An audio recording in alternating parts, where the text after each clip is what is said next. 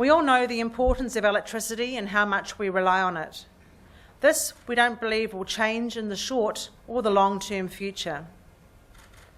That said, we have been experiencing flat electricity demand, or as we like to call it, low load growth, for the past few years. Unfortunately, low load growth doesn't necessarily mean low load growth on the grid. For example, Tiwai uses about 15% of New Zealand's energy. Were it ever to close, we'd have over 600 megawatts of very low-cost generation waiting to flow north up the grid towards Auckland. Great for New Zealand, but a challenge for us. We are well positioned to address that challenge should it ever occur, but it does illustrate the uncertainties that we face. Our challenge is to balance cost and service to provide a grid that delivers most value to our customers, stakeholders, and ultimately the end consumer. To do this, we'll continue to look for new ways to operate the grid and invest in innovative systems and technologies to deliver more service from our existing assets. We believe that investing in simple but smart solutions will help us to meet the future demands of our consumers, whether it's through investing in new technologies or building and improving on our current processes and operating practices. We're focused on deferring or reducing the need for new grid assets. Ultimately, this will result in cost savings for the end consumers and limit the footprint of the future grid. A recent example is the installation of optical current transformers as part of the Albany to Henderson underground cabling project in West Auckland. We've been monitoring their performance over the last 18 months. If they continue to perform well, we'll deploy them as replacements to existing protection designs, removing the need to run many hundreds of metres of extensive and expensive power cable around our sites by using fewer, smaller fibre optic connections. We will see another example on the newly approved Bunnythorpe to Haywoods reconductoring project just north of Wellington.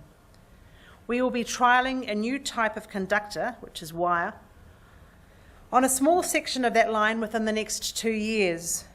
The results of this trial will tell us whether the additional capacity supplied by these new conductors, which are the same cost as the lower capacity conductors, can be applied economically in the New Zealand environment.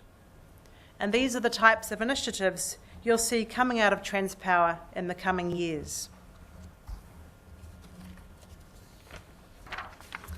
One technology solution we've been working on for the past couple of years that's showing great potential is demand response. This is where electricity consumers are paid to temporarily reduce their electricity demand, and it's proving to be a win-win for Transpower and our customers. We ran a very successful demand response program last year, which is helping to better inform when and how we use the program in the future.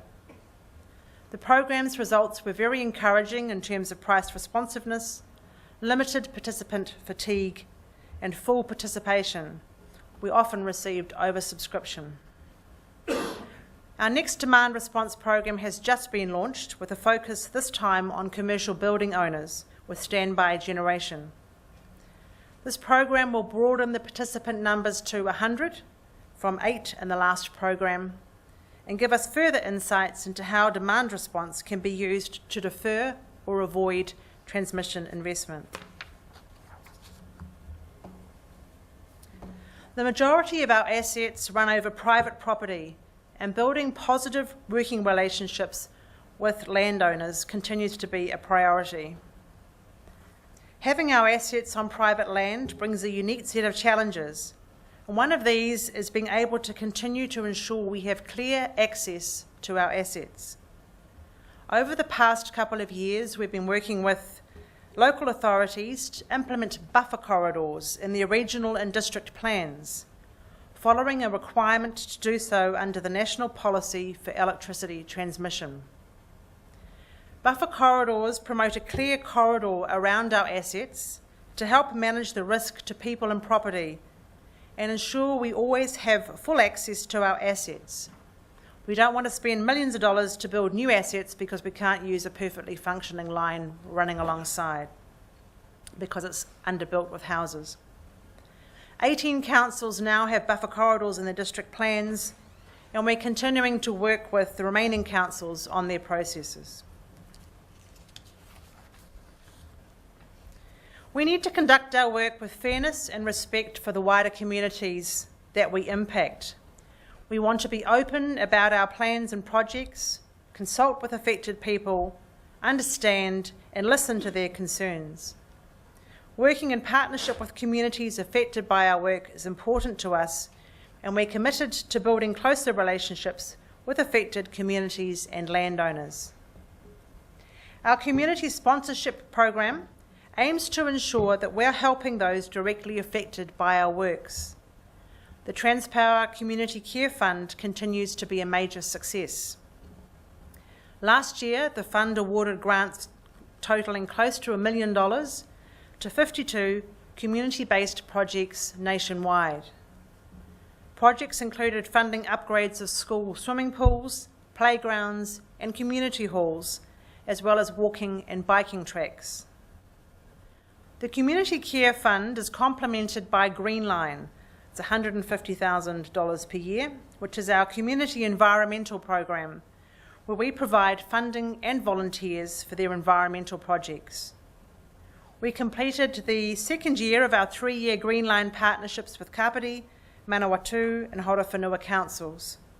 Over 5,000 trees were planted by Transpower staff volunteers during the year. Thank you. I hope that Mark, Howard and I have been able to provide you some insights into the year that's been and what Transpower will focus on in the immediate future. Finally, thanks to you, our stakeholders, our shareholders, customers, communities and landowners for your contribution.